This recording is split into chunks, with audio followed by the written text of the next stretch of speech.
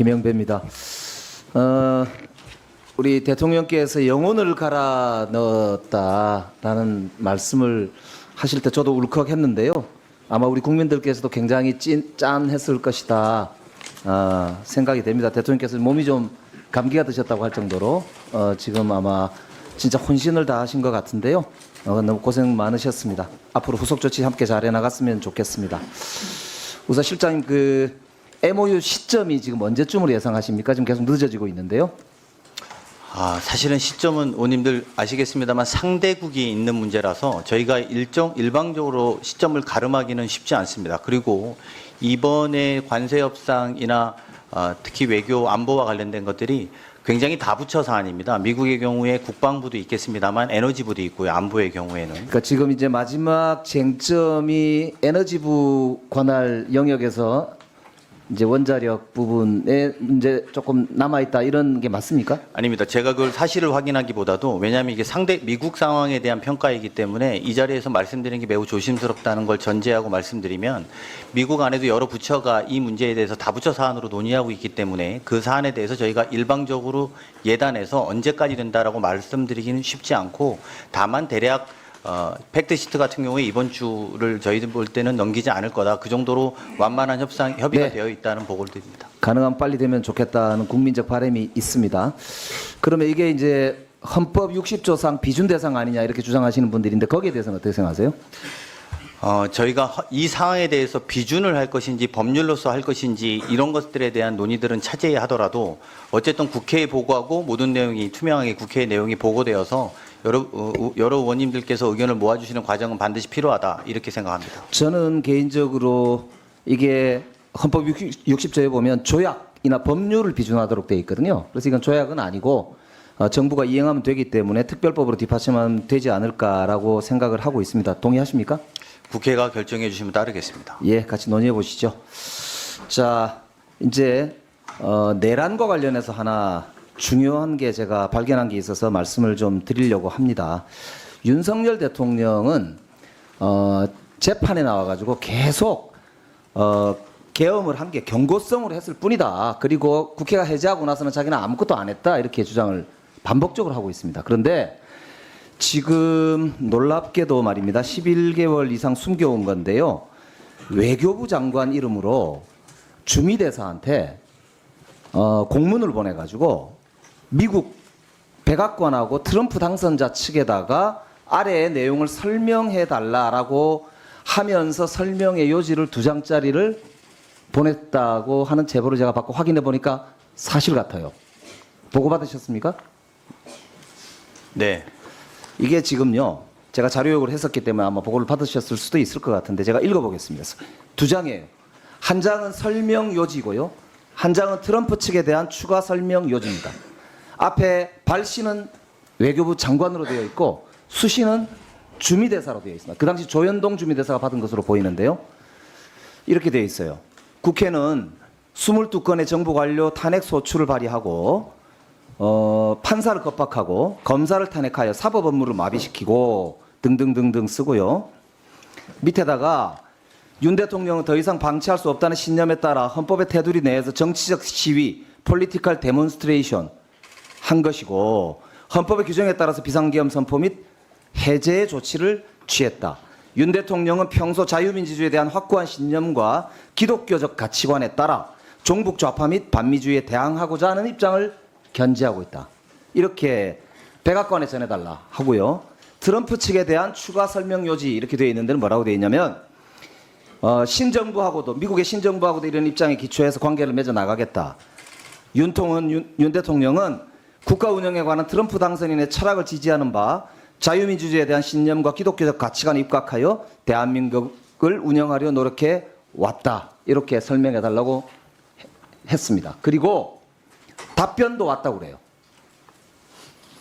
이게 제2 내란을 획책하지 않았느냐는 유력한 저는 근거라고 봅니다. 제가 듣기로 이거를 12월 4일 날 외교비서관, 그 당시에 이창면인가요? 외교비서관이 외교부에다 지시를 했는데 그 담당자가 거부하겠다. 옷 벗겠다. 나 사표 내겠다 이렇게까지 얘기했다고 합니다. 그렇게 되니까 못 보냈잖아요. 다음 날 아마 장관한테 직접 지시한 것 같아요. 장관 이름으로 이걸 보내고 장관을 움직일 수 있는 자가 누구겠습니까? 제가 보기에 그 결제 라인을 보니까 김태효, 신원식까지 되어 있어요. 이 김태효가 지시한 것 같은데 제가 볼 때 이게 사실인 것 같습니다. 이거를 저는 민정수석실에서 즉시 조사를 하고 이 특검에 넘겨야 된다고 생각하고요. 이거 말고도 지금 제가 보기에 다른 정황인데 일단 이거에 대해서 실장님 어떤 소회를 갖고 계십니까? 일단 의원님 지금까지 여러 개의 특검이 진행되고 있어서 사실은 내란 특검이 진행되고 있어서 저희가 행정부 차원에서는 별다른 내란이나 이런 것과 관련된 것들은 찾아보지 않았었습니다. 특검에다가 전적으로 맡겨놓고 특검에 협조하는 형식으로 일단 돼 지금 있는데 앞으로는 그러면 한번 확인해 보면 좋겠는데요. 네. 민정수석실에서 감찰 기능이 있지 않습니까? 네. 이게 형법 90조에 보면요. 87조의 내란 행위를 90조에는 예비 음모 선동 선전을 할 경우는 그 죄가 같다고 되어 있습니다. 이게 명백하게 12월 4일 날 새벽에 국회가 계엄을 해제했음에도 불구하고 공문으로 대통령실과 외교부가 공문으로 이것을 그것도 미국에다가 미국 정부에 그것도 신정부까지도 보냈다는 것은 이건 명백하게 내란을 지속하겠다라고 하는 것 이외에 뭐겠습니까? 이거보다 명확한 증거는 저는 없다고 생각합니다. 그래서 해경과 최근에 수사가 또 진행이 되고 있는 게요. 여인영 방첩사령관하고 이 사전에 모의를 했다는 정황이 있고 그 중에서도 MOU를 맺었다는 제가 제보를 받았는데 아직 증거는 명확하게 제가 잡지를 못했는데 이게 제보가 명확하게 저한테 들어왔습니다. 이 문제를 포함해서 실장님 전 부처에 걸쳐서 내란 당시에 전 부처의 공무원들이 역할을 한 것에 대한 조사가 필요하다고 생각하는데 어떻게 생각하세요? 네, 동의합니다. 아까 말씀드리던 설명 마저 드리면 내란 특검이 진행되고 있고 내란 특검은 매우 중요한 핵심 사안으로만 한정되어서 지금 감찰이 이루어지고 있는 것으로 알고 있습니다. 하지만 더 많은 범위에서 더 많은 것들이 이루어졌을 가능성에 대해서 부인하기 어렵고 그 부인할 수 없는 상황에 대해서도 행정적인 절차와 책임을 확인하고 맞도록 해야 된다고 생각하고 있습니다. 그래서 곧 조만간에 그것과 관련된 별도의 조직이 필요하다면 발족하는 것도 저희가 검토하도록 하겠습니다. 이준혁입니다. 그 질의를 김건희 씨의 왕비놀이에 대한 질문을 좀 준비했는데 그 전에 미리 좀 말씀 좀 드릴 게 있습니다. 제가 이번 관세 협상하기 전에 미국에 가서 텍사스에 가서 로스페로 주니어 미국 상공회의소 회장을 직접 만나고 왔습니다.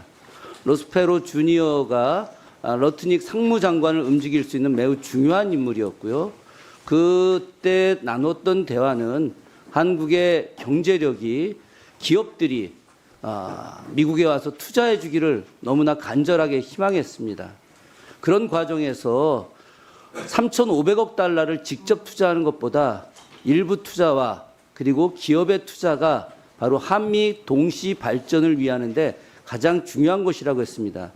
특히나 미국도 AI 시대를 원하고 있기 때문에 그래서 많은 전력이 필요했고 그 전력을 만들 수 있는 최고의 나라는 역시 대한민국이었기 때문에 대한민국의 어떤 원전 기술을 적용하고 조선업을 보강하고 여기에 더 나아가서 뷰티 산업까지 간절하게 원하던 내용을 같이 협의를 하고 왔었습니다. 저는 그런 측면에서 이번 협상이 매우 잘 됐고 특히나 일부 의원들은 그것이 불만족하다라고 이야기할 수 있겠으나 그러나 대한민국 국민들 하다못해 보수의 심장이라고 하는 대구의 시민들도 이재명 대통령과 이번 이재명 정부의 협상이 매우 잘했다라고 하는 그 부분에 대해서 먼저 말씀을 드리고 제 질의를 시작할까 합니다. 실장님, 네, 경복궁 근정전 위에 직접 올라가 보셨나요?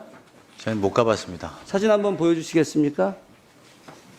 깜짝 놀랄 일이죠. 이배용 국가교육 전 위원장과 김건희 씨가 경복궁 근정전 위에 올라갔습니다. 문화재를 이렇게 함부로 올라가는 거 이건 감히 해서는 잘 안 되는 일이죠. 우리 실장님 국립고궁박물관 수장고에 들어가 보신 적 있나요? 아닙니다. 못 가봤습니다. 문화재 전문가 제가 30년 동안 문화재 판에서 있었습니다. 쉽게 이야기해서 경기도 문화재위원도 했었고요. 문화재와 관련해서는 최고의 전문가라고 자부하는 저도 국립고궁박물관 수장고에 들어가서 물품을 열어본 적이 없습니다. 왜? 너무나 중요한 것이기 때문에. 실장님 혹시 종묘에 신주가 모셔져 있는 신실 안에 들어가 보신 적이 있습니까? 못 가봤습니다. 죄송합니다. 이렇게 들어간 분, 죄송한 게 아니라 들어가지 못하는 게 너무 당연한 겁니다. 네. 5월 종묘 대제하고 11월 종묘 제례 때 그때만 그 문을 열고 그 안에 민간인이 들어갈 수가 없습니다. 이건 지금까지 당연한 내용이고요. 이렇게 해서 다 들어간 사람이 누구냐? 김건희 씨입니다. 그래서 하다못해 고종황제 후손이었던 이준 의친왕 기념사업회 이사장이 개탄하고 분노하고 김건희 씨의 사과를 요구했습니다. 왜 이렇게 다닐까요? 이것은 마치 자신이 왕 노릇 혹은 왕비 노릇을 하겠다라고 하는 그런 거 이외에는 달리 해석할 수가 없습니다.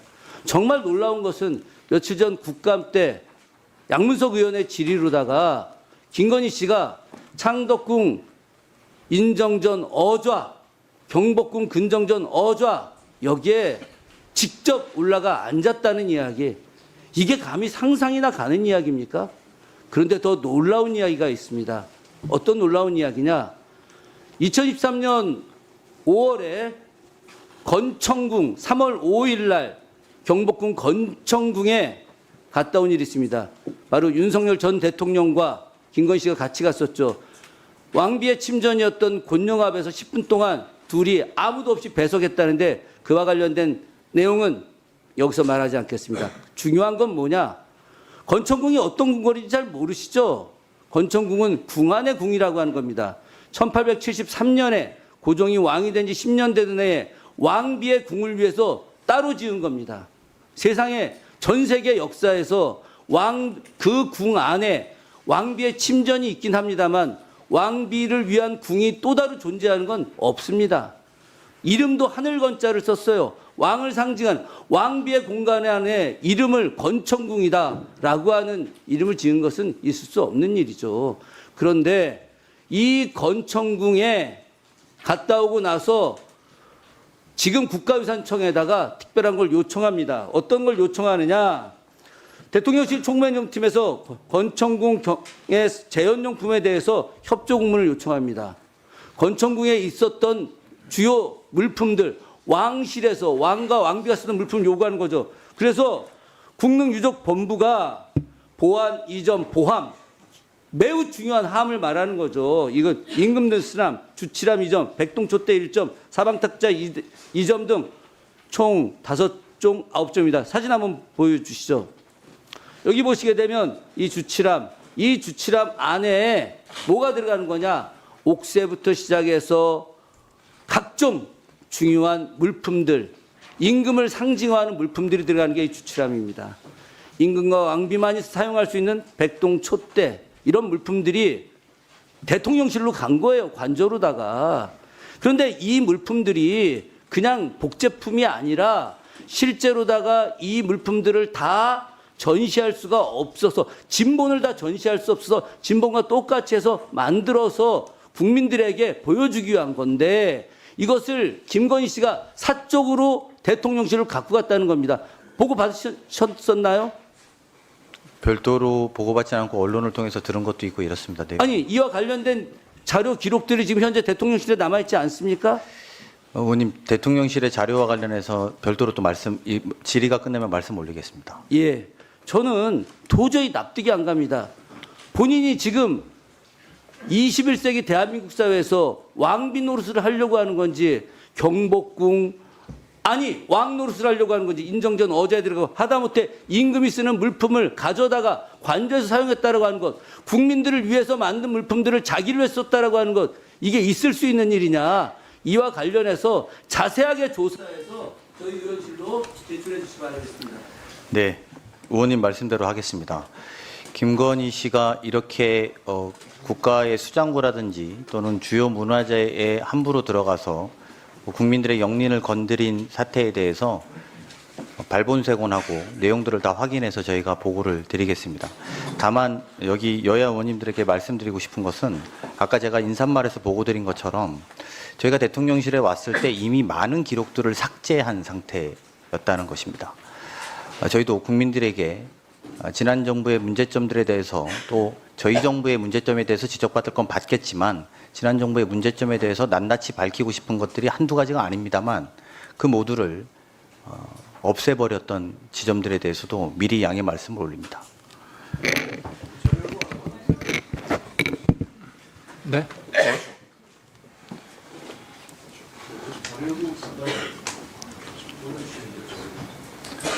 자, 그럼 서지영 의원님부터 자료 요구하십시오. 네, 아까 그 여당 의원님 질의 과정에서 48시간 의혹 제기에 대해서 실장님께서 굉장히 유감을 표명하시면서 대통령과 총리, 장관 등 각자의 자리에서 긴급 대응 매뉴얼에 따라 각자 조치를 했다라고 말씀하셨습니다. 뭐 잘 하셨을 거라고 생각합니다. 그래서 자료 요청 드립니다. 그 실장님이 언급하신 긴급 대응 매뉴얼을 제출해 주시고 그리고 매뉴얼에 따라 조치했다는 자료 확인할 수 있는 내용을 제출해 주시기 바랍니다. 그리고 26일 대통령께서 귀국 후에 28일 예능 녹화 이후 중대본 회의 개최 시까지 대통령께 어떤 보고들을 했는지, 어떤 지시사항들이 있었는지, 그리고 대통령의 여러 가지 지침과 행위가 무엇이었는지 알려주시면 감사하겠습니다. 민주당에서는 당시 예전에 세월호 사건 때 1분 단위로 자료를 제출하라고 얘기했습니다. 저는 10분 단위로 자료를 제출해 주시면 좋을 것 같습니다. 뿐만 아니라 당시에 강훈식 실장께서는 원내 대변인으로서 세월호 7시간의 의혹에 관한 브리핑을 하신 바 있습니다. 본인이 하셨던 기준에 따라서 제출해 주실 거라고 오후까지 제출해 주시면 감사하겠습니다. 네, 다음은 전영기 의원님 자료 제출 요구하십시오. 네, 경호처의 자료 제출 요구하나 하겠습니다. 김성훈 전 경호청 차장 징계 관련 내용들을 저희 의원실에서 요청을 했는데요. 자료가 2025년 7월 15일 개최된 고등징계위원회 심의 의결로 파면 첨부를 받았는데 이것은 시행령상 공정성을 보장하기 위하여 공개가 제한돼서 제출을 못한다 이렇게 답변이 왔어요. 그러나 그 내용으로 제출을 거부할 수는 없습니다. 그렇기 때문에 제 질의 전까지 자료 제출해 주실 것을 요청드리겠습니다.